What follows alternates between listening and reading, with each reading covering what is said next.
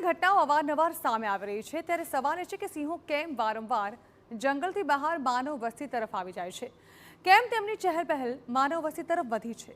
હવે વોલ ગ્રાફિક્સથી સમજીએ આ તમામ બાબતોના કારણો. તો સિંહના વધતા આંટાફેરા.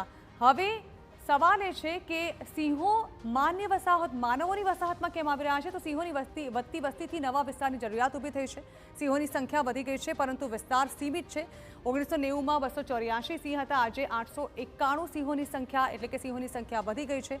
ગીર અને આસપાસના જંગલની ક્ષમતા પર તેના કારણે દબાણ વધી રહ્યું છે. તેને કારણે હવે તેઓ માનવ વસાહતો તરફ આગળ વધી રહ્યા છે. યુવાન નર જે છે તે સિંહો નવા ટેરિટરીની શોધમાં જંગલની બહાર નીકળી જાય છે અને તે માનવ વસાહતો સુધી પહોંચી જાય છે, અને તેને કારણે ઘણીવાર હુમલાની ઘટનાઓ પણ સામે આવતી હોય છે. કુદરતી કોરિડોર મારફતે સિંહો નવા વિસ્તારોમાં સ્થળાંતર હવે અવારનવાર કરવા લાગ્યા છે. વધતી વસ્તી પરંતુ સીમિત વિસ્તાર જે છે તેનું મુખ્ય કારણ છે. ખેતી વિસ્તાર, દરિયાકાંઠા અને ઝાડીવાળા પ્રદેશ નવા રહેણાંક બની રહ્યા છે, અને જેને કારણે હવે તેઓની વધતી વસ્તી જે છે તેને કારણે સિંહો અન્ય વિસ્તારોમાં પણ દેખા દઈ રહ્યા છે. જંગલની બહાર પણ શિકાર ઉપલબ્ધ હોવાથી હવે તેઓનો આ વસવાટ જે છે તે સરળ બની ગયો છે, અને તેના કારણે જ હવે ગીરના આસપાસના જે પણ વિસ્તારો છે ત્યાં પણ સિંહોની સંખ્યા વધી રહી છે.